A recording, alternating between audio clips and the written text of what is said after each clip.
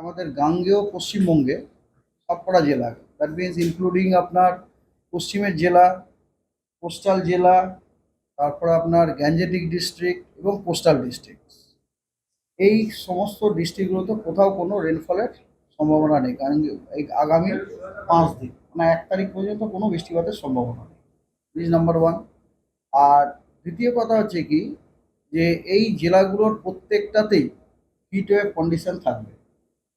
এছাড়াও বেশ কয়েকটি জেলাতে, যেটা আপনাকে ডিটেলস আমাকে বলতে হবে, বেশ কয়েকটি জেলাতে সিভিয়ার হিটওয়েভেরও সতর্কতাবার্তা দেওয়া হয়েছে আর কি, বেশ কয়েকটি জেলাতে। এবং এছাড়া প্রত্যেকটা জেলাতেই হিটওয়েভের সম্ভাবনা থাকবে। সব থেকে যেটা বড় কথা, এটা শুধুমাত্র দক্ষিণবঙ্গ বলে না, উত্তরবঙ্গেরও কিন্তু কয়েকটি জেলাতে হিটওয়েভের সতর্কবার্তা দেওয়া হয়েছে, দ্যাট ইজ ইয়োর দিনাজপুর। তো এবারে আপনার ধীরে ধীরে আপনাদের বলি যে let us first come to south Bengal. South বেঙ্গলে অ্যাজ আই যেমন আপনাদেরকে বললাম যে প্রত্যেক সাউথ বেঙ্গলে আপনার আগামী 5 দিনে বৃষ্টিপাতের কোনো সম্ভাবনা নেই। আর নর্থ বেঙ্গলে কিছু কিছু জেলাতে বৃষ্টিপাতের সম্ভাবনা আছে।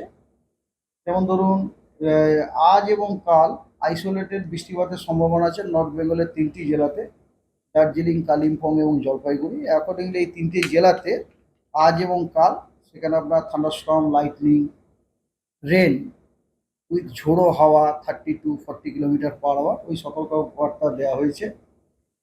তার কারণ আপনাদের আমি এর আগেও ব্রিফিংয়ে বলেছি, কারণ এই সিজনে যে রেনটা হয় সেটা বেসিক্যালি থান্ডারস্টর্ম থেকে হয়, and every thunderstorm is associated with some strong wind.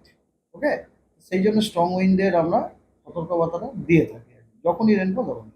Day 3তেও isolated রেনফলের সম্ভাবনা আছে, সেটাতে আপনার স্পেশাল ইয়েটা কমে গেল দার্জিলিং এবং কালিম্পং মাত্র।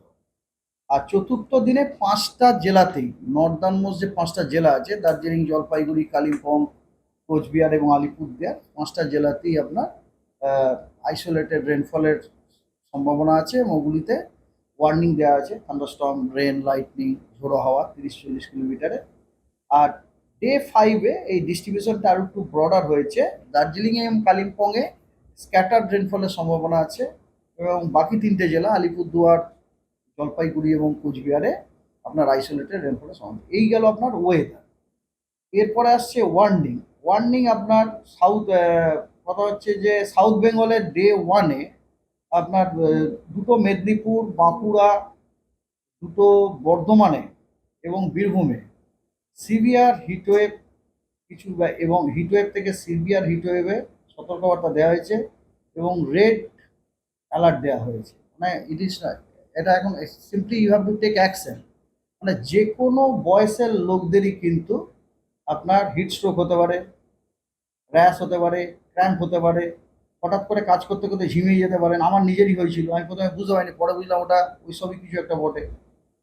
মোস্ট ইম্পর্টেন্ট হচ্ছে নর্থ বেঙ্গলেও আপনার কিন্তু হিটওয়েভ দেওয়া হয়েছে, বলছিলাম যেটা মালদা এবং দিনাজপুরে আপনার হিটওয়েভের সতর্কবার্তা দেওয়া হয়েছে এবং কোচবিহার, জলপাইগুড়ি, আলিপুরদুয়ারে হট অ্যান্ড হিউমিড কন্ডিশনে সতর্কবার্তা দেওয়া হয়েছে।